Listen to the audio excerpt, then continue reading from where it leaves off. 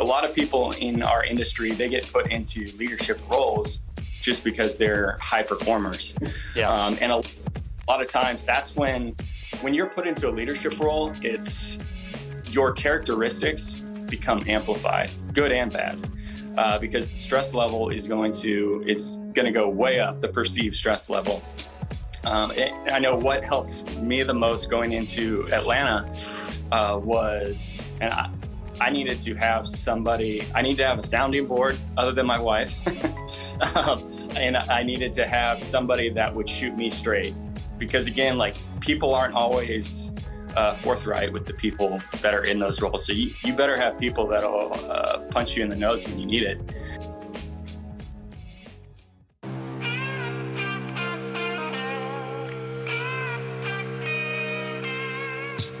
Welcome to the Art of Coaching Podcast, a show aimed at getting to the core of what it takes to change attitudes, behaviors, and outcomes in the weight room, boardroom, classroom, and everywhere in between. I'm your host, Brett Bartholomew. I'm a performance coach, keynote speaker, and the author of the book, Conscious Coaching. But most importantly, I'm a lifelong student interested in all aspects of human behavior and communication. I want to thank you for joining me, and now let's dive into today's episode. How do you evaluate yourself as a leader? No, I mean it. How do you give yourself feedback? There's thousands, if not millions, of articles and books and blogs about how to give other people feedback, but how do you give yourself feedback in terms of how you're progressing personally and professionally? Another question for you. How do you address integrating into a new role? We've all taken different jobs. If you haven't already, you're going to inevitably. We've all had that awkward first day where, you don't know what people are going to think. You're not sure how you're going to come off. You have the eyeballs of everybody around you, and you're just there to do good work and try to make a difference. But you understand that you're going to have to deal with a lot of people's emotions and a lot of judgments early on. These are just a couple of the topics myself and today's guest, Andrew Hauser, talk about today. Now, if you're not familiar, Andrew is currently the director of performance rehab with the Los Angeles Dodgers, the world champion Los Angeles Dodgers, and lives in Glendale, California with his wife, Valerie. Now, Andrew's been in a lot of different roles in his career, right? In the medical side, in the performance realm, and it's a big reason why we've had him on, because he has not operated in a vacuum. He's had to wear a lot of different hats. And when Andrew and I get together, we like to talk about psychology, behavior. We like to talk about bigger picture organizational issues.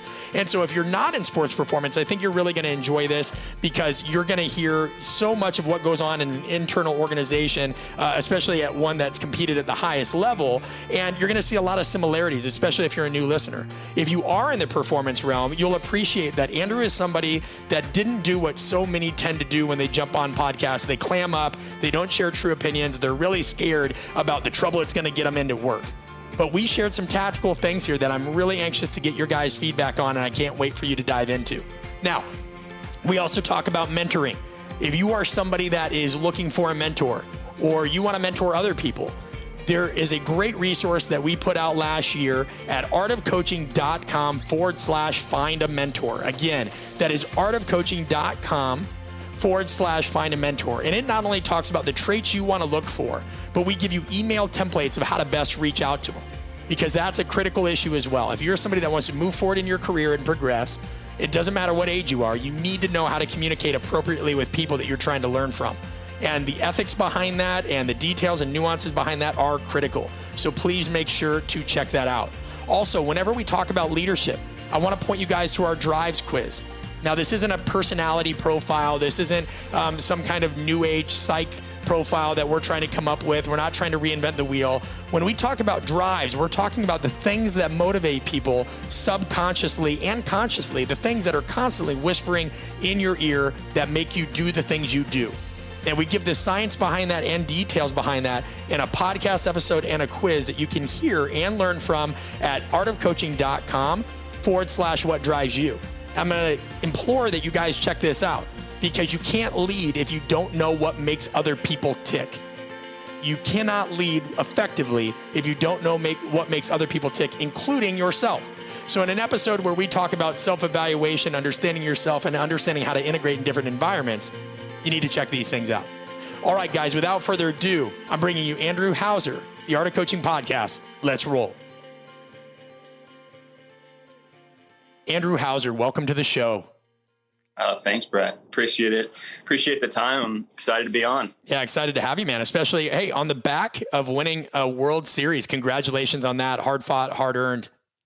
I appreciate it, man. It's one of those things. It's like a boyhood dream for a lot of people, just to be a part of something like that, and to actually go through it now. It's just the whole experience, getting that deep into the playoffs, like total perspective shift for me personally on what it takes physically and probably, more importantly, mentally to get to that point and then to win. So it's eye-opening. And it's one of those things like I wouldn't have, unless I had experienced it. You just don't know until you experience those things. So it's things that you'll try to pass on to the best of your abilities. Sure. No, we had a previous guest on that, they're in a different realm, but they were talking about it in terms of a business that they had sold, right? They started with a soup to nuts business, ended up selling it for the hundreds of millions. And that just wasn't fathomable to them, right? For them to even be able to put that in their own mind's eye contextually. And, it was a good thing that, as they said, that they were a pretty humble grassroots person, because for that reason, it really wasn't going to change them, because they chose to acknowledge the moment, which I'm bad at if I have a success, but they chose to acknowledge the moment, celebrate it without it consuming them, right? And I think that there's so many parallels between that and sport, because really sport is a microcosm of what we see in business and vice versa. There's so much organizational stuff, for lack of a better term, that's got to go on. With you guys having been so close, right? And if you guys are listening in and you haven't followed the Dodgers, and admittedly, Andrew, I love you to death, but I don't follow you guys year round, right? If something's on, I'll perk up because I care about you and I want to hear how you're doing. But if you haven't followed, there's been so many years, right? The playoffs and the World Series, and obviously the drama with that other team and all these things. How do you manage a combination of not only your own, but some of the players and other individuals, that natural anxiety, that drive, everything, so that emotions don't get too high or too low during that time? You know what? And this is an interesting team. And this is one of the first things I noticed about when, so I came over here a couple of years ago from Atlanta, and in Atlanta, it was a rebuild scenario where we made the playoffs my final year there, and it was the first time in a few years. And you could just tell, like, there was a lot of momentum there, but the team was like, it was such a exciting moment to get to the playoffs. Now here it's a totally different scenario, because you had back-to-back years where they got second place, losing the World Series. And then last year when I came over, we ended up losing in the last game of the first round. So it was a big letdown emotionally. But the thing about the team here that, like I said, I noticed right away, they're the same every day. Every player on the team, like there's not highs and lows emotionally, which like it took me aback, honestly. Like I haven't seen this, and like but it's funny because I remember having conversations with young players in Atlanta. I was like, hey, like, look at this guy. Like you look at the veterans and they're that way. The guys that have 10 plus years in the big leagues, like they're the same person every day. They could go up, they could go 0 for 4 with 4 strikeouts. They could go 4 for 4 with 4 home runs.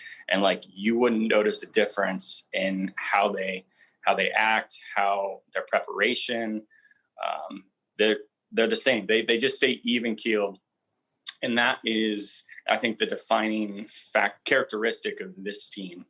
And that's since I got over here. Now this year was different because they got over the hump, but we went down 3-1 in that first series, or in the championship series to my former squad. Yeah. And I'll tell you what, like I'm looking at my heart rate monitor on my watch on the bench, like, okay, like my heart rate's starting to spike a little bit. So I'm just trying to like go to my breath, control the controllables. And the team itself did such an incredible job of like, they just didn't give up. Nobody panicked. Some of that was the experience too. They've been in these high leverage situations most of the team has before. And that just starts to, I think, permeate and carry over. And that's what happens, I think, when you have good people in general too. Yeah, well, I'd agree with that. I mean, and to give people, here's the tricky thing though, because you even hear about people like Mike Tyson, right? Saying how nervous he was before he got into the ring. Now, as he got closer and closer to the ring, he got more confident and what have you. And so there is this romanticized idea out there that the greats never get anxious, they never get nervous, but that's not always true, right? Now, that could be true. It may be that this team, the team that you worked with, that you've been with, but this specific team this year, a little bit more indoctrinated to it, right? It's the stimulus response that they know how to handle that. I mean, let's be real. Like, I think they said the 2019 World Series, and this could be wrong, but I think Forbes reported it, was watched by an average of 14.1 million people. And that was before the pandemic, right? So we look at the pandemic now, we're talking about a pretty massive stage, but surely even if some of the players aren't nervous, and nervous can be the wrong word. I've always heard, hey, if you're anxious, that means you care. If you're nervous, that means you're unprepared, right? And then there's semantics involved with that. But I'd have to imagine that there's, even as somebody that's involved with the team, when you step out there, you're like, all right, we want this one. I think that there's some trouble there with people that I'm going to actually call bullshit on anybody that says they don't go out there and like, I want this. What's that internal dialogue for you? You're maintaining your face for the players, and we all have to wear different faces and different masks. But internally, what is that ego, the healthy part of your ego, saying? I'll tell you what, like, I totally agree with you. First and foremost, like, if you don't want it, then why are you there in the first place? Yeah. So, I think it's interesting. Like, for me, I always try to go back to, again, like I touched on a moment ago, like I try to go back to my breath. And like, I never want to seem panicked for the players, because if you're panicked, especially in a medical emergency, that'd be a nightmare for everybody. So the biggest thing, I think, like, they need to see us as, we're support staff at the end of the day. So we need to be as positive as we can. Not let any of there's always negative talk going on, especially from the media. And we're in the clubhouse for, all day. So like, there's TVs on, like, so it's like, how do you deflect that? And at the same time, like, keep your composure throughout the whole thing. And I think routines are huge for that, in my opinion, like routines. And then just going back to, like, when you're in the heat of the moment in the game, like, we're not even on the field. And like, again, my heart rate's going up. I'm trying to slow it all down with my breath, and just be a positive person on the bench to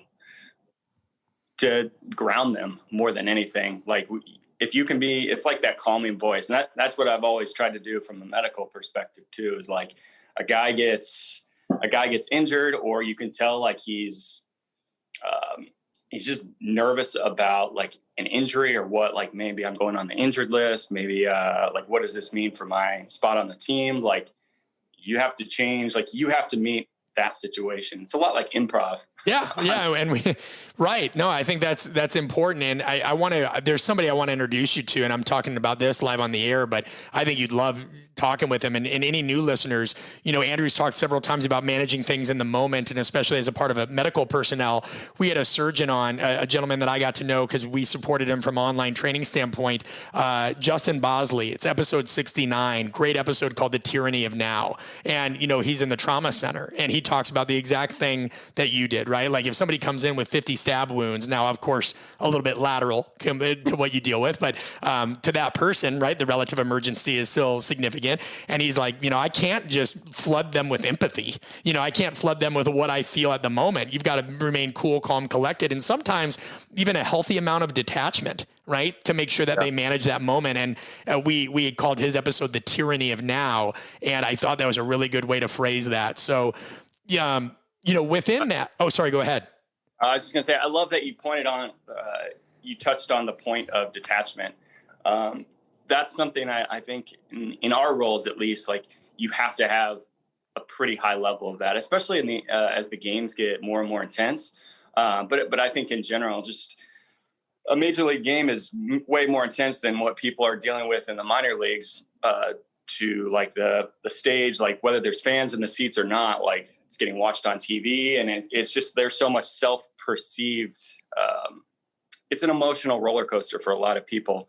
And the more that we can detach from that, I think the better. And I actually think this is a big part of something I wanted to talk to you about, because I think this is a big part of leadership in general. Like, there's always going to be emotion, but you have to be able to take a step back and look and say, like, hey, what's the best for the organization? You have to detach yourself from that emotion in a leadership role. And I think the same thing happens in a medical role or what have you. Like, you have to detach yourself and say, like, okay, what do I need to do to handle this situation? Not, oh my gosh, this guy, like, he fractured his ankle. Like, how are we going to get him off the field? Where's the cart at? Like, you can't worry about that. Like, No. You have to take care of the situation right there. But you have to detach yourself emotionally to the best of your abilities. And I think you get better and better at that over time. I don't know that there's any easy fix, because it's probably easier said than done. No, but you touch on an important point, and one that we haven't, I've dove deep on in some of my presentations, and we talk about it a little bit in my book, but we haven't talked about it in the podcast much. So it's worth mentioning. You're spot on. The detachment, there's so many things that people look at, and the literature calls it bright-sided leadership behaviors and dark-sided leadership behaviors. And bright side, just for those of you that are listening, kind of brief primer, these are things that we typically think of as like the servant-based leadership model, right? We're empathetic, we're inspirational. There's all these things, right? And those things are great, right? They can be great for the right situation, but they're not effective for everybody. And then the dark-sided behaviors are things classically associated with things that are socially undesirable. So narcissism, hubris, Machiavellianism, psychopathy. And what we found and what the leadership research shows, and Andrew's alluding to tremendously here, is we didn't really know what those terms meant. You can't look at them as a one size fits all thing. Psychopathy is not the same thing as what you would imagine the world kind of casting it as. We think of Dexter, or we think of serial killers, where a trained psychologist would actually tell you that's incorrect, right? Those are sociopaths. Those are people that are a completely different side of the spectrum. We are all really born with a subclinical level of psychopathy, or it's like a scale, right? People that are psychopaths have little empathy or remorse, but those tend to make for really great surgeons, really great financial advisors, again, the ethical ones and what have you, sometimes really great quarterbacks and athletes, because they make a mistake and they can compartmentalize it and move on, right? So the dark side of any of these traits, because there's a bright and dark side of empathy as well, and there's one of being inspirational as well. But if you look at, if psychopathy is taken too far, yes, we can be callous and emotionally unstable. But on the bright side, you're steadfast, you're highly observational, and you're bold. And this isn't me. This is the literature saying this. And you do have to be able to have those things. I think of it, Andrew, almost like, because I've had to think about this a lot when people ask me what I do and what I focus on now. And I'm like, you know what? I'm a locksmith for communication, right? A key may not always look like it's the right fit, but we just got to get in the door so that we can utilize the methods we need to have a better outcome. And sometimes, I mean, you know it. I'm sure you've dealt with a player, and feel free to share an experience. I know you can't use names. Feel free to use any example in your life where you've had to kind of do what would be perceived to be a bad thing, right, in order to have a good outcome. And I know I'm putting you on the spot, but does something come to light there? Well, I mean, it all goes back to this detachment thing. And I think one of the things that hit me early on when I was in Atlanta, this is something I struggled with just in a new role. And again, you're looking at like, okay, you're detaching yourself. What's best for the organization? And I make some personnel decisions that emotionally were very difficult for me personally. Sure. Like, really good people, like human wise, they were just like off the charts. Performance wise, it wasn't where we were going as an organization. And so I had to make those difficult calls to like, okay, we're going to make a change in these positions. You knew you weren't going to make people happy. And you had to be okay with that. It was a little bit like, okay, you're hired almost to be the villain in some of these scenarios, where at the end of the day, like, it's like losing a battle to win the war, like I'm going to have to be a villain here to ultimately help the organization get to where it wants to go. And at least what my own personal vision and whatever the organization's vision is and how those mesh up, what we think this can be as a group, as a collective group, is I'm never going to make a decision from a leadership perspective anyways, I'm never going to make a decision where it's just, this is what I think. Like, no, like it's, how is this going to impact the group and what does the group think on this? Yeah. So again, I think some of those personnel moves were really difficult. I mean, I think about them now, but that you're able to take a step back after the fact and be like, wow, like we never would have gotten to this point had we not made these moves. Right. So, they're the right decisions, but you have to be able to look back and again, detach yourself from the situation emotionally, make the decision. And then you have to be able to take a step back after this retrospectively and be like, was that the right decision? How could I have handled this better? And those are difficult. It's difficult to look in the mirror on some of those situations too. It's like, you want to think you're doing everything the right way, but more often than not, I mean, what's the right way in the context of that? That's not to cut you off, but that's something that, I've always been so interested in, this concept of black, white dichotomy, right, wrong, what have you. Of course, when we're talking about any of these behaviors, we're not talking about there are certain behaviors that society has vilified despite the fact that they're not villainous, right? Like I find it fascinating that we're supposed to be authentic and honest, yet when we are, right, oh, it's too much sometimes, right? We've never been judged more like superficially in society. I mean, we really haven't. And maybe you could say, well, you don't know that, well, I can tell you this, the ramifications have never been higher because things spread so now. And like all I've ever proposed, and I think you and I agree on this, but feel free if you don't, is that we have to really reevaluate these widely held assumptions about what makes a good leader, right? Yeah. Like, because that is completely contextual. It is completely contextual. Like, let's say we took the most clean, pure, whatever these terms even mean in the light of the judger, right? A person in Western culture. Are they a good leader for the Eastern part of the world and vice versa? Like, this depends on the values and everything else of the organization, as well as the perceptions of the led. How many people have something, awful happen to them, whether a relationship or a job, maybe somebody you had to let go, but that led them to a way better path. That led them to something that like, okay, well then something that looked bad in the moment, right, was actually pretty compassionate. If somebody's in a relationship and they feel more guilt leaving that relationship, even if they feel like staying in it is toxic and they're like, well, I don't want to hurt the other person and yada, yada, yada. It's kind of like, all right, well, just because you think you're doing the right thing by not leaving this and hurting that person, you're doing the wrong thing because you're creating something far more insidious from the inside out. And I just think, again, reevaluating what we consider to be good leadership is a critical thing for us going forward.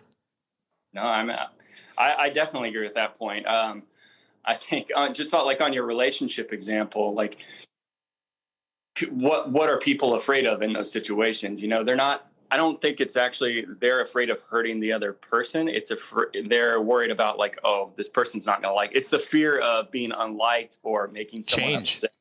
And so again, I think it goes back to it's a personal thing in those situations. So I think there's healthy levels of detachment, not to beat a dead horse, but to be able to identify like, okay, this is going to be best for this relationship.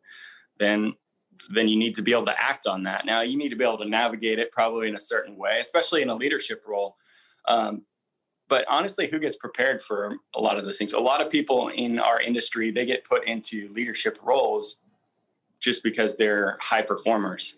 Yeah. And a lot of times that's when you're put into a leadership role, it's your characteristics become amplified, good and bad. Because the stress level is going to go way up, the perceived stress level. And I know what helped me the most going into Atlanta was, and I needed to have a sounding board other than my wife. And I needed to have somebody that would shoot me straight. Because again, like people aren't always forthright with the people that are in those roles. So you better have people that'll punch you in the nose when you need it.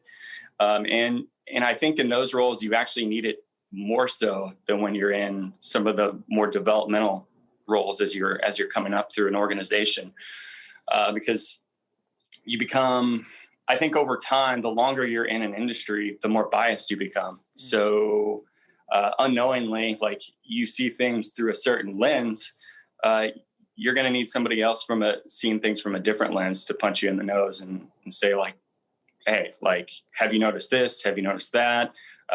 You're doing this. This is how like I'm perceiving you.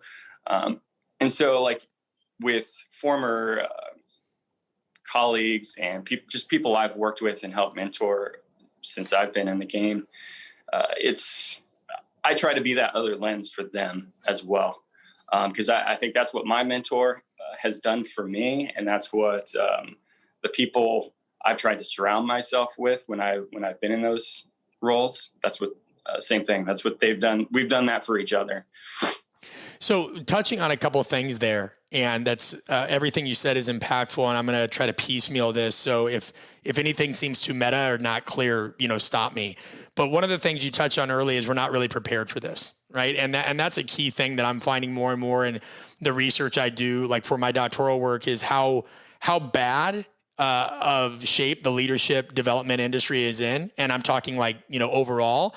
Now, it doesn't look bad in terms of the financials. More than $300 billion a year is spent in this. But what they're finding is that it's not really the way that it's evaluated is interesting, right? By and large, as Jeffrey Pfeffer says, people evaluate effective leadership development workshops oftentimes by happy sheets, right? Like, did you enjoy yourself? How'd you feel about the speaker? How'd you feel about the material, right? A lot of those kinds of things, as opposed to how pragmatic or, how practical was it? Or even, heaven forbid, Andrew, how challenging was the damn material, right? I think you and I would both agree, not a lot of people go to conferences, clinics, or what have you to feel challenged as much as they do to get a little vacation, some networking, and oftentimes they go see some things that is just a manifestation of like confirmation bias, right? They may now and then go poke their head in another presentation, but you could almost guess if one of your colleagues went to a clinic, which talks are going to go see if they go see them. So my question is this, if we were to, what do you think the ideal kind of development scenario would look like for leaders to be more prepared for the ambiguity of these things, the power dynamics of these things? What would that look like? Would it be in person? Would it be virtual? COVID notwithstanding, right? Let's imagine COVID's not a thing. What kind of topics would be covered? What would that look like? Just riff, if you wouldn't mind. Oh, yeah. I think number one, like anytime you can do some of these things in person, it becomes much more impactful, just because I think the human element totally changes things. Yeah. Totally. One thing, like you and I talking through Zoom right now, but it's a whole other thing if we're having like some difficult conversations. It's kind of like the online forums. Like people have no problem like ripping people online, but face to face, like people don't get that kind of feedback, or it's very rare. No. I think probably the number one thing that was instilled upon me, or two maybe top things that were instilled upon me from my mentor, was communication. And I think a lot of people talk about communication, but until you're getting the same communication you get the communication you give. Maybe I should say it that way. Yeah, unpack that a moment. Can you unpack that? Be brutally honest with you. What are the odds that you're going to be able to do the same? Like I think as humans, like we want to meet the tone of the room. Yeah. Like, if I'm yelling at you, you're going to either respond by yelling back or you're going to cower and like, okay, now I feel like I'm the alpha in the room. You just gave me that. Like now I'm the alpha. Yeah.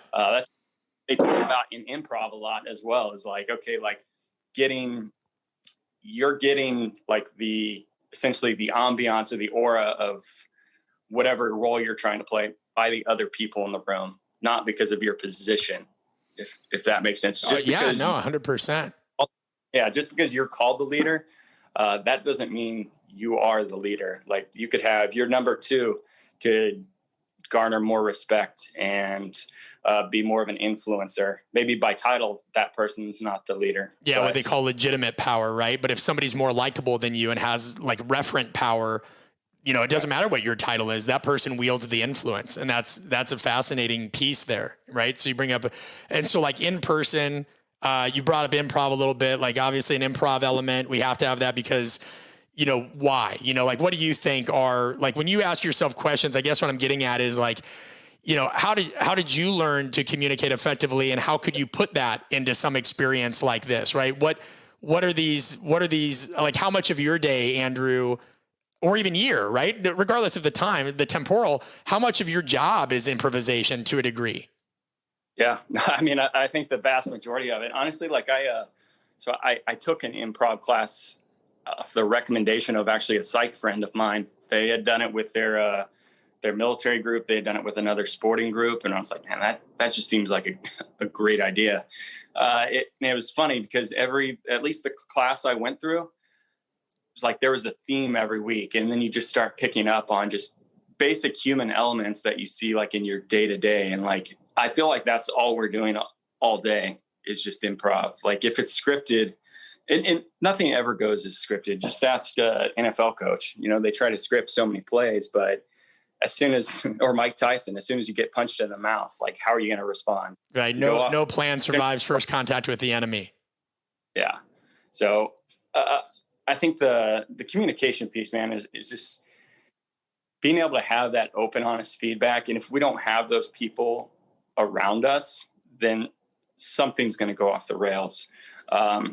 Something going back to your point earlier about like, what are some things that have helped me, man? Like teaching like younger staff members and teaching other staff members was so impactful for me because you start to work on your feedback right away. Like even if you're not having some of the tough conversations yet, like I'm starting to everything's trial and error at the end of the day, I think, because you go through, if I have a conversation with you and then you go and say like, oh, like Andrew told me to do this, but like I didn't really believe him. I don't think he knows what he's talking about. Like, all right, like you didn't give me that feedback, but like that was a failure on my behalf, and I have to learn from those situations. Like I feel like one of my big learning moments coming up as when I was a medical coordinator.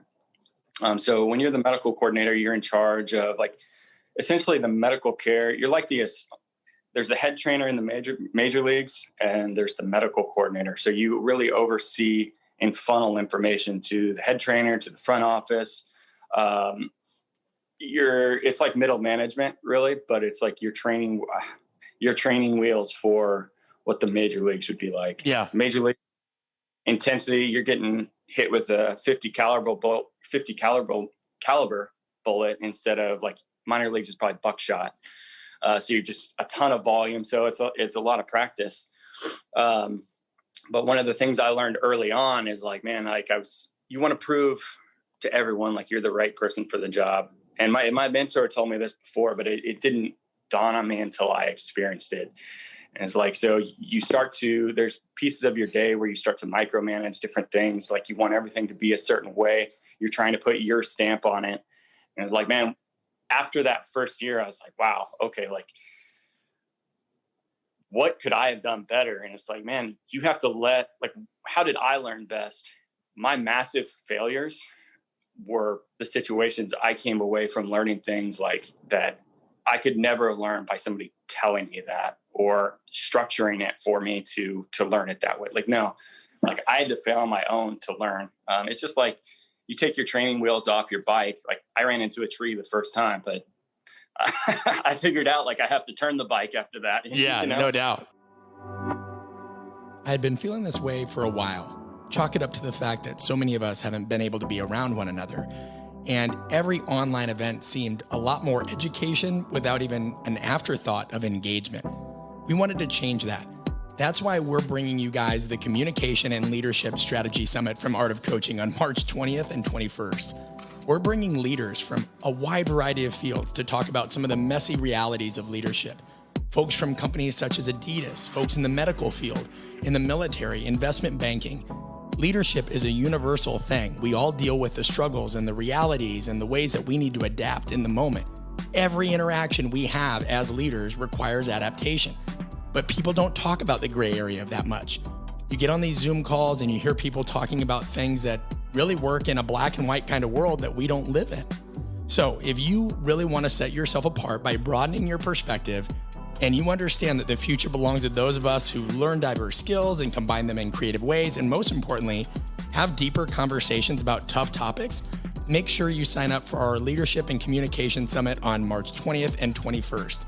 Go to artofcoaching.com/summit for more details. Again, artofcoaching.com/summit for more details. And that's the thing, again, it goes to people expect to be good at adapting to change, yet they seek comfort in their education, right? They seek things that oftentimes people don't want to. They'll talk about failure. Oh yeah, failure is important, yet I don't know. We find that there's not that many people that go do the things that they're bad at and really try to, right? It's easier to insulate. You had mentioned within everything that you had discussed, the role of evaluation and, being critical with feedback and what have you. And we've done previous episodes where we talked about how to give better feedback. But one of our listeners and tremendous guy had asked, I'm interested in almost how you give yourself feedback, right? And I think, everybody in every organization is going to have a different kind of name for this, right? You could think of it as a self-assessment, a self-appraisal, but essentially if you didn't have to give somebody else feedback, but if you're giving Andrew Hauser feedback, right? The voice inside your head, or, if it's some kind of process that you go through, or if you don't have a process and you were going to start one today, what would that be like? Like, how do you give yourself feedback? If that makes sense. Yeah, no, 100%. I look at it a couple different ways. One, it's the people you've surrounded yourself with. I look for people in multiple areas. So not just the people that are necessarily in my same department, let's say. I want to know, hey, what do you see from your lens? So if I can get feedback from other people, but also, I look at goal setting a little bit as my feedback opportunity. What are my goals right now? And if those are my goals, why am I not meeting those goals? Or what's my route to get to those goals? And I think it's an opportunity to look at it just from a different lens and different perspective of I'm not doing these things why. You can just start spider webbing off of where you're missing the mark almost. And that works for me personally. You're not always in a situation where people you work with are going to give you great feedback. So those really are the situations of what am I working on with the organization? We need to get better at this. Okay, then where are my failures that we're not doing that? Or what do I need to do better? So I think you're always in a mode to get feedback, whether there's a good or bad situation happening. And I think that's another point is anytime we all want appraisal. You touched on that earlier. We all want some sort of appraisal. And sometimes we naturally, I think, give that to ourselves. We want to pump ourselves up. Our internal dialogue is trying to pump us up, but at the same time, it's gonna pull us down too. So figuring out where's the middle ground? A psych friend of mine always says, man, the truth's always somewhere in the middle. Always greatness is in the gray area. Yeah. And I think that's true. Even your internal dialogue is the same way. You're never. We talked at the beginning of the show about the best are always they're right here. Now you can't think they don't internally they're not having highs and lows, but they find a way to bring it back and ping pong it back to the middle. And I think our internal dialogue's the same way for our own feedback. There's good and bad situations. There's good and bad internal dialogue. And so how are you honing in on that and bringing it back to the middle? Yeah, no, I think that's valuable. And when he asked this, it made me think about it. And for posterity, this was just last night. We had this discussion. He was over at the house. And so I thought about it, and, I know one area that I do it, I've been forced to do it is we, at the workshops, we do our apprenticeships. We have a communication-based evaluation, something that we've spent a lot of time on, right? And there's 7 areas. And these areas relate, they can be everything from conciseness to a meta category we call orchestration, meaning, if you're in a dialogue with somebody and they mention a topic and you respond, right, then how well are you staying on topic or building off what they said as opposed to steering it somewhere else? Of course, you can look at listening, getting your point across, message clear. Like we have 7 different meta factor or categories and 3 to 5 subcategories within that. Well, I can always grade myself there, and I do. And sometimes it's interesting because communication can be tenuous where, we're always told, well, you need to listen more than you speak. But I've been a part of environments that's not always true at the beginning. Sometimes you have to display vulnerability and you do have to disclose a bit more information about yourself, even if that, what I call a communication ratio, is askew. Right. And sometimes it's hard if you're listening more than you speak all the time. It's hard to provide value because if you're not talking, right, like a lot of times talk, and we forget this, communication is a way to create clarity. And there's been times where, sure, I've ranted and, what have you, but then all of a sudden the core idea comes out and that wouldn't have came out otherwise. And, it's always frustrated me sometimes from a communication standpoint. Like I belong to a coaching mastermind group that we just get in and we share kind of thoughts on, some folks are in snow and ski boards, some are in another thing and what have you. And, there's always going to be somebody that doesn't share. But if they don't share like multiple times and then they're like, well, I'm just here to listen, or they always downplay it and they mask it as humility, man, that irritates the shit out of me. Because I'm just sitting here like, don't give me this listeners or leaders, because what it comes across is you're harvesting information from everybody else and you're not providing any of it on your own, right? So I thought about that from a communication standpoint. And then, I thought about when you evaluate yourself, it's got to be contextual, right? So like, I think I know what I hate, Andrew, and I'd love to know what you think about this after like I kind of get it out is don't evaluate yourself on, hey, what's your motivation? What's your commitment to excellence? How well do you feel like you showed up to work today? Like that's all, come on, man. Where I do think it's valuable, and you've talked about perception a number of times, is all right. And maybe owning a company now made me do this more. I've had to say, what's my main responsibility? Let's say there's a meta category of job description, right? Because what I want to see is how well do I think I'm meeting this versus how well am I meeting it? And like, so, all right, how do I describe my main responsibilities in my position? And you too, right? Have these changed over time? Because it's hard to evaluate myself of whether I'm good or bad at them if there's been change that necessitated that, right? Like how I evaluate myself now, like during the pandemic, is harder to look at those KPIs and what if it hadn't have happened? Does that make sense? And then like, all right, well, what other tasks am I carrying out? Right? Because I have to, again, look at it in context. I just had surgery. Some of the listeners won't see it, but you know what? I'm not going to meet some of my end of the month quotas that I had, things that I even promised my staff that I would, because we kind of had to get this surgery quick. What would I like to change? All that. So I think there's a job description kind of meta category. I think that there's like performance versus achievements. Like what actions do I take on a daily basis to manage this gap? What are my perceived strengths? Where do I still want to improve? And that's where I think we have to look at it, not as so much an assessment or appraisal, but taking inventory and then saying, it's almost like a contextual inventory. There you go. I'm trademarking that word. You and I are going to have these shirts, contextual inventory. Wear that around the Dodgers locker room. People are like, what the hell is that? But does any of that make sense or resonate with you in any way of like evaluating yourself in context? Yeah.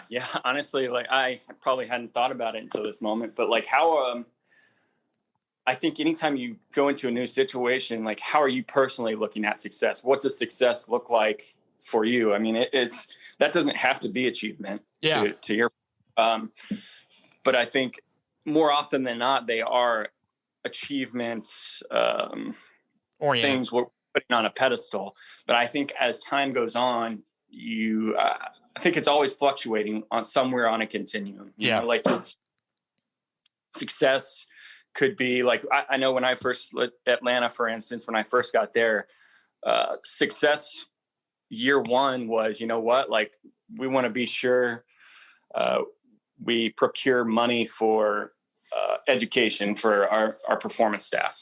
Like that was success. That was a win, or we wanted to be sure that all our paperwork looked exactly the same organizationally, it was really like you're starting a business, it felt like I was learning more about being an entrepreneur that first year than anything else.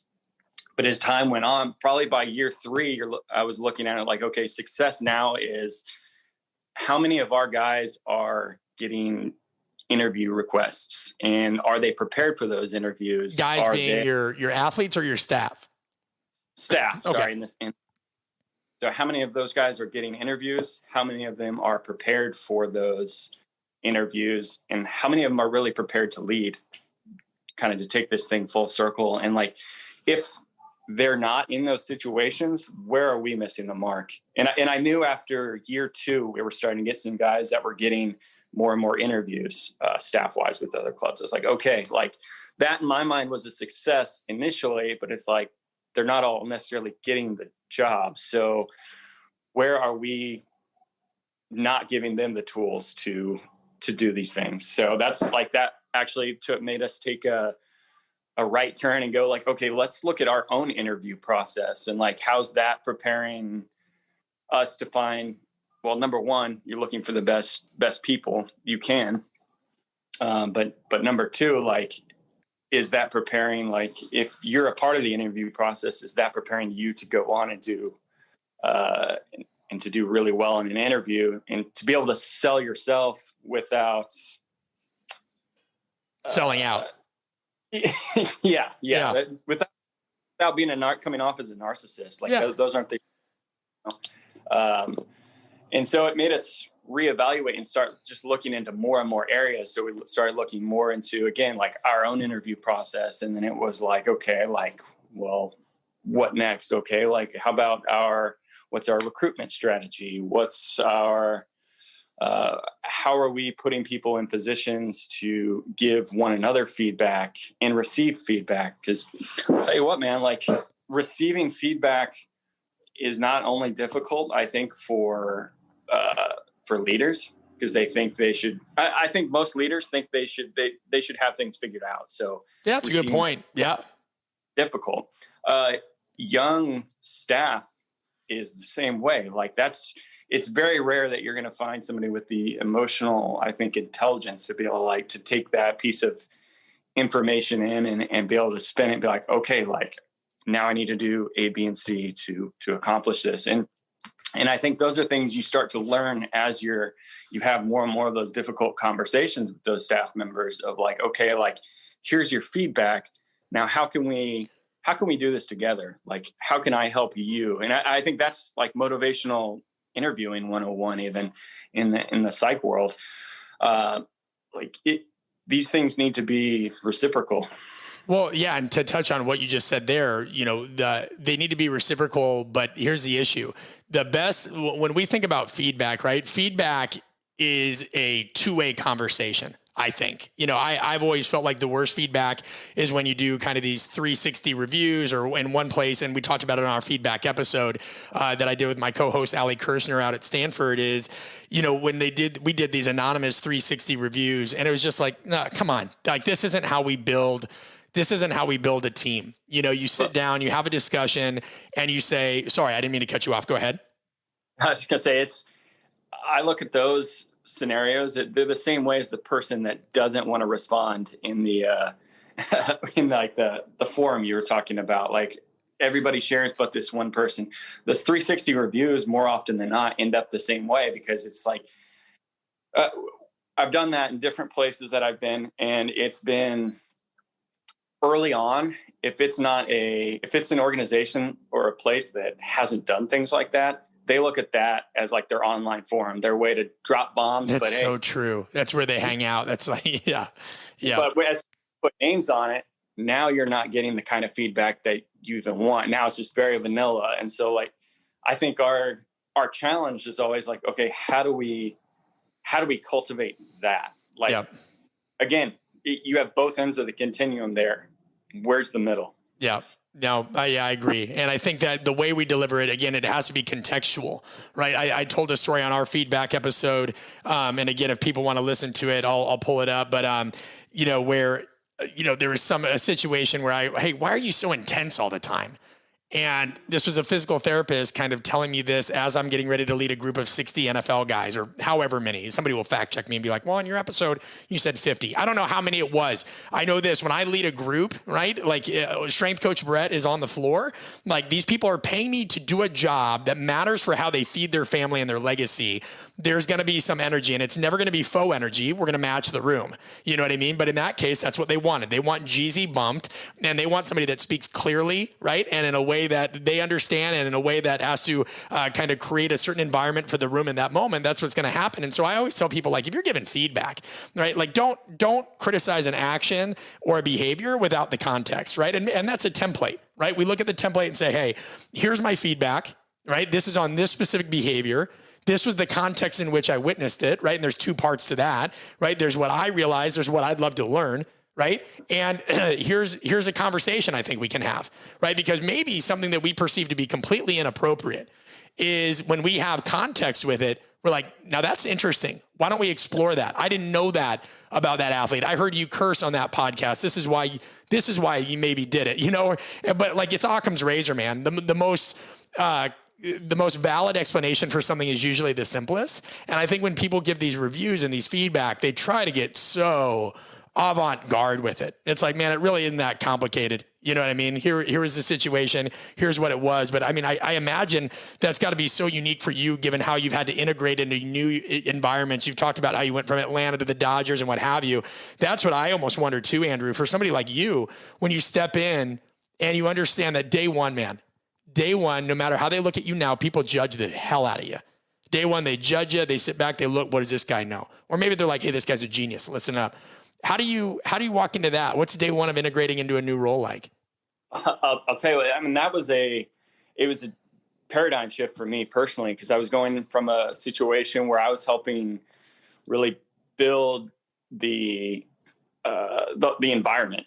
You know, I was tilling the soil. I was fertilizing the soil. I was a big part of that. And then you're going in and it's like, okay, how do I integrate into this new environment in LA? And a lot of that is like, there's a lot of listening that has to be involved, and it's giving feedback like, hey, this is what I saw. Like, well, hey, why are we doing this? Like, what do you have to ask questions. And I think that helps you integrate into an environment better than anything, because when the questions stop, people like, I think that's when the view is going to be like, okay, he thinks he's got it figured out. What kind of questions? Can you elaborate on that a little bit? Just for, one, I'm interested, but because there's so much to this, but yeah, what kind? Well, I think almost going back to the interview, like, hey, why are we interviewing people this way? Why is the training room set up this way? Like, honestly, it could span so many different things. It's a laundry list. And I've always have liked bringing in people from the outside that are outside of baseball, out in another sport, not even in sport. And I like to have them come in, spend a day, and then be like, hey, those are when you get the absolute best questions, because they don't have context. So they're going to be very simple questions, but they're the questions that we all need to answer at the end of the day. And I think this is something that it's helped me personally grow. And I think as a leader, as a teammate, and just as a builder.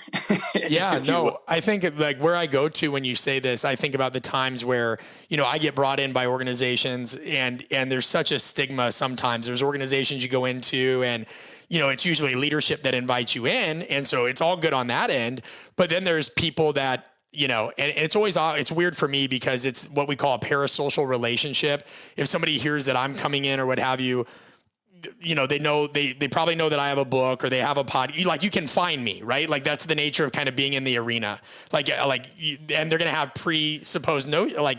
presuppositions of what I'm like. And I always feel like, I'll be honest, man, I like going into military and corporate settings more than I like going into sports settings for one reason. You go into a sporting setting and they think that like, I have no interest in taking your job, dude. You know what I mean? Like, and you get that. And myself and there's another individual in the physical therapy world that's pretty visible. And he says it too. He's like, you just get these looks. And it's like, if I'm coming in, like, let's say metaphorically, right? Let's say you guys bring me in. dude, I'm coming to share what I think I know, right? And work with you to craft something useful. Because at the end of the day, I want my tombstone to read that was useful. And I want to learn. I want to give you raw material, and I want to shape something together, because that's how I innovate in collective with somebody else. And I like to think we're doing pretty cool stuff, but you just get these people that will be like, and so what I've learned to do, if it's of any help to anybody, and I think it's a terrible thing, but you know, is I go in and I just try to downplay any kind of power. You know, and it is impression management to a degree. And if you're listening and I've come to your organization, this is no secret, right? Like I come in and I just try to show them, dude, I'm just a real guy, right? I'm not using fancy terms. I'm not coming in here with some suit on. Like I don't want your job. You're okay. Like I'm more interested in communication and this stuff right now than I ever will be sets and reps again. I don't want to take that. But like you almost have to come in and give up so much power for people in certain settings to feel okay. Whereas, man, when I go into other organizations, they don't give a shit, because you know what? They do this more often. Sports performance just doesn't do that enough, you know, and like if they do, it's people from the leadership industry, or it's, you know, like I don't know, like a Simon Sinek or something, because then they're comfortable, right? Simon Sinek's not coming for their job. They know that. And what are your thoughts on that? You know, if I came in day one, or somebody like me came in day one, and we want to do some work together, what do you think is the appropriate way to behave if you're integrating into something like that? I'll tell you what, man, talk about first impression specialists, because I've seen these go well and I've seen them go horribly. First of all, the people that ask questions and are actually like asking questions to learn, not asking questions. Just I've seen it go both ways. I've seen people just ask questions because, that'll make people take people's guards down. Yeah. Like people pick up on that, you know, like I think there's always a sense of uncertainty anytime somebody is brought in, especially by a front office or leadership, whatever. So I think the quickest way to disarm that is just, man, like sit down and have coffee together and talk shop, ask questions, like just like a legit, just trying to learn from each other, because that's exactly what happens. As soon as goes back to the point of integrating into an organization, like people shut down when you stop asking questions, or if you're asking questions and they're not, you're just not forthright. Like you're clearly harboring something. Yeah. You know? Yeah. And I think that to me are the people that do the best are the people that do that. And they're just like, hey, like, where can I help you out? Because it puts immediately questions have a great way of disarming people. And like, it gives you the ball. Like, hey, we're going to share the ball. Like, where can I help you out? And all too often, I've seen it go both ways. The people that have done really well in those scenarios, they do just that. They, you know what, they do the small stuff that a lot of people come in those situations, and people can think they're above that. They're at the point in their career where they're above certain things, but like, no, like, hey, that guy's helping us get water outside or whatever it may be. That stuff goes such a long way. Yeah, and I would say this, just to play devil's advocate to that, all that is true, right? So I guess I'm not playing devil's advocate, but what I've seen sometimes is like, again, I'll go in and give a 2-day workshop, right? And it's an in-service kind of thing, and they're getting everything. You know what I mean? If I have printouts, you're getting on me this and this, but then oftentimes, man, you leave and, you know, you kind of get this strict look like, hey, can't be on social media, can't talk about it, can't do this, like almost as if you're never here. And you're like, that's cool. But then you almost never like, and you'll hear from them again, but you hear from them and it's always a harvesting thing. I think there's a responsibility on the host too. Now, granted, I haven't met, there's maybe 2 organizations, right, I've ever worked with that have ever been like that, right? Where they want to film me teaching, they want to take my stuff and what have you, and fine, whatever, my stuff's out there. I'm very open. But then when you ask and you're like, hey, what did you end up doing with that? I'm interested. How did you guys craft that? What did you build off of that? I'd like to know how you morphed that material. Yeah, I'll get back to you. And you're like, oh, interesting. And then you hear it through a third party who tells you, hey, this sounded a lot like your stuff. And you see somebody presenting it. And then it's like, okay, so it's tricky because under the guise of an organization, you can get by with some stuff too. So as a host, what do you think the responsibilities of reciprocity are there? Oh, no, I mean, I couldn't agree any more than that, because I think it needs to be very clear. And this is, I think, where things go awry.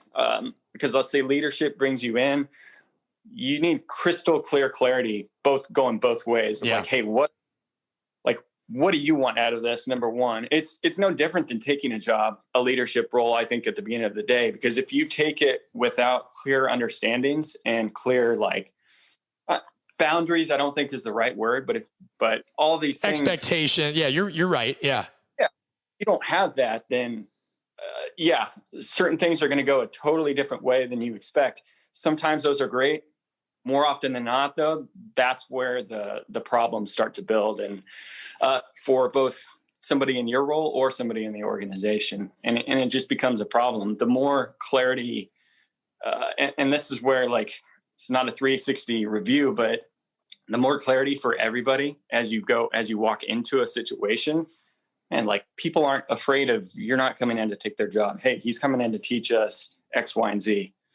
Great. Like, let's see what we can take from this. And then after the fact, like, I think those are where true collaboration starts, because if it's that sort of environment of like, hey, we're all here to learn together.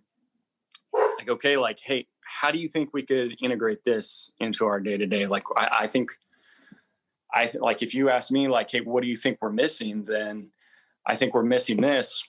How does your skill set match up with this? Or how does what you're bringing to the table, how can we integrate those sorts of things in?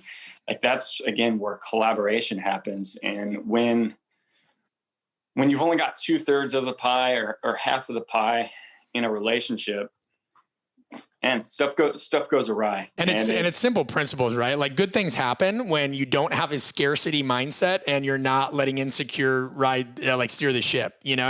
And for the record, like, I've been there, right? Like, before I got super into all this stuff that we're into at Art of Coaching, you know, I've always been a periodization and program design nerd and what have you. And we'd have speakers come in and I'd go in there always open-minded, but also like, all right, like, you know, I have expectations here, you know, and sometimes somebody would get 3/4 through a presentation. I'm like, damn, like, I was really hoping to get something new. And then what I did is I checked myself. And this was the switch for me. I started having more self-accountability, because I have a lot of inner dialogue. And I'm like, dude, you lazy prick. I'm like, if you can't take even the most basic of what this guy said or gal and use it to upskill, like, you're an idiot. And that's like how I talk to myself. And it's not a healthy way to talk to yourself. I know for any of you therapists out there, but it is, that's almost kind of what I think we miss too, Andrew, is like this accountability on behalf of the listener of not, like, don't go into something on either side with an expectation that somebody's got something to prove to you. I could care less if they came in here and said, hey, I'm Andrew Hauser. I work for the Dodgers, right? This is my family and what have you. And this is how I approach brushing my teeth. If I can't, like, extract something, or at least take something you said and spin it into a question where I can extract something, that's on me. And I just think the lack of accountability in continuing education is really scary right now, because there's never been more information out there in the world. Never. But you'll have people that will say, like, hey man, like, can you talk about your book in a podcast? No, like, that was the book, you know? Hey, can you have Andrew Hauser on to do the same episode 20 times? No, like, Andrew Hauser, right? Like, we'll have him on in the future for sure. But there's got to be some accountability on the listener to say, wait a minute, deflate your ego. I could care less what they tell me. I'm going to move on and learn. And maybe that's feedback for people. You know, if you're listening, like, are you taking accountability of your own education? Are you taking down some of your suppositions and some of your, like, tendencies? And no matter where you're at in your career, because we've seen it, Andrew, and like, I can't wait for you to come to one, man. Like, I think I told you at our apprenticeship, we had a coach that was near 50 years old, 25 years in pro sport, whatever. And we have a mixed group, right? Like, so we'll have military, we'll have somebody that just owns a business. We had somebody that owned a car wash business. We'll have strength coaches, this, that, whatever. And I remember at the time, a 19 or 20-year-old personal trainer had given them feedback of, like, you know, one of the exercises we did wasn't clear. He's like, I didn't think your clarity was great there. And the guy was kind of like, well, son, you know, no disrespect, but what do you know? And I've told this story before on the podcast, but a woman raised her hand and was like, well, I'm going to check you there. And she was in a different organization, a different field. So it didn't really intimidate the guy. And she basically said, it seems like you work with individuals that are this young man's age. And, you know, if he doesn't understand where you're coming from, why would they? Because it's my understanding that they're not in a related field at all. And even though he's a personal trainer, which the guy was denigrating to a degree, I mean, he's still going to know a little bit more than most athletes. And of course, N=1, right? Like, there are athletes that are very intelligent about their body, but that kind of checked the guy for a minute. And he was like, oh, yeah. Okay. But we don't listen to that stuff enough. No. Well, and I think a few of these conversations, I think, are bringing us full circle, but I touched on being a teacher. That's where I think if you are a teacher, or you're trying to teach a new skill or a new craft, or you're trying to grow your people. So that's what I think. That's what as coaches, as just leaders are coaches, in my opinion. Without so question. And they're teachers. So if you're going in and you're teaching a skill, I think that's the best way to learn in those scenarios is like, okay, like, are they getting this message? Are they able to pick this up? You start whittling down. And I always find it interesting. So in the medical world, and I was a strength coach first. I feel like I'm a coach at heart, but in the medical world, a lot, like you see a ton of overcoaching with different activities, and it's very wordy, and that's one of those things is like, okay, like they haven't had to either teach those skills to a colleague, or to teach an athlete on the floor how to do those things, because those things, they don't work. But you find out quickly because it's immediate feedback, and maybe that is really what we need. We need that immediate feedback of, it's much easier to get physically, but if I'm teaching athlete A, if we're going through some running mechanic work and he's not getting something, like, that's not on him. That's on me. Dude, 100%. You talked about being the key. Like, the key is going to look different for everyone you work with. And so you need to meet the room or meet that athlete where they're at. And that's going to look different for everyone. That's going to look different for every situation. So I think that's a big part of like growing your tools and just getting, when you can start identifying and getting the feedback, or if you can identify like, hey, I'm not very good in this area. Like, okay, what are my ways to start filling that bucket to grow my skills there? Because everything we do in life is a skill. Breathing's a skill. 100%. Like one I'm bad at. I'm very bad at that. Yeah, no, dude, you're right. And we've come full circle, and I want to respect your time, so I'll let you go. But I will say this: you're the first person I think I've ever really told this to. When we talk about feedback, what compelled me, because for a very long time I was a purist, right, of how I was raised in my industry of like, don't be on social media, don't have a brand, don't have this, be seen, not heard. And I've talked about what made me make that switch. So I'm not going to go down that rabbit hole again. But what I learned is, man, sharing, having a podcast, putting a book out, doing these things has been a way for me to, one, not only kind of journal and chronicle kind of my own thoughts, reflections, ideas, because I'm not really a traditional journaler, right? Like, it's easier to kind of see my evolution, where I can see what I've shared over the years and stuff like that. And hopefully that's a digital time capsule for my kids someday, but it's also been a way for me to get feedback, because I haven't ever worked with an organization that gave me great feedback, right? And it's why we try to make these things better. But now I don't listen to all feedback, because when you put things out to a world of 8 billion people, you'll have somebody that says, I don't like the color of your book. You have to understand what feedback to listen to, right? If you and I open up a Thai restaurant and somebody puts on Yelp that it was too spicy, well, you're the dumbass that went to a Thai restaurant. You know what I mean? Like, you got to understand it in context. But I think I just always wanted to see, do I have anything worth sharing? I think I could help people, but do I really? And when I put myself out there unexposed or fully exposed, you start getting that. Now you have to be careful, because you can listen to the wrong feedback and, what have you. And especially for me, I'm somebody that's not good at celebrating accomplishments and what have you. So I never let the highs get too high. You definitely can't let the lows get too low. But it has been an interesting way over the years to see, oh, wait a minute, we just got reached out to by a firefighter that uses our course. Like, I would have never thought, oh, okay, now I get it. Okay, we need to go down this rabbit hole. It opens up different areas the more you share and the more you give. And you don't have to have a brand. You don't have to have social media. But even if you and I come and we meet for coffee, and we do that when you're in town, right? Like, the more we give, the more we grow. And the more you put stuff out and think and talk, you're getting feedback organically. And it all comes back to conversation and transparency. Well, so again, my mentor was great about this. He always told us, like, man, why wouldn't I share what I do? So again, I was just mentored by a great person, but that's the philosophy that I've taken, is like, if somebody really wants to know, like, I will give them the entire blueprint. Like, nothing's proprietary here. By the time you're able to run this, first of all, like, get your personnel right. Like, get the people right. That's hard first. enough. You know, Good luck. But by the time you have the people in place, the skill sets in place, like, you're going to be doing something totally different. So, like, why would we not share that information? It's not helping them. It's not helping us. So frankly, and I think when you are able to help others in those situations, you're growing just by simplifying your message and getting better at saying, like, here's what we do. Here's why we do it. Here's how we went about it. Great. Like, in that conversation, like, I feel like I do this all the time. Like, as I'm saying things out loud, and it's the same thing. If I need to write something, I'm way better if I do a voice recording first before I even write it down, because, like, okay, like, I'm going to find something in that conversation that organically just comes out, and it's like, oh, well, this is what I've been trying to figure out all along. I just needed to say it out loud in the first place. Yeah.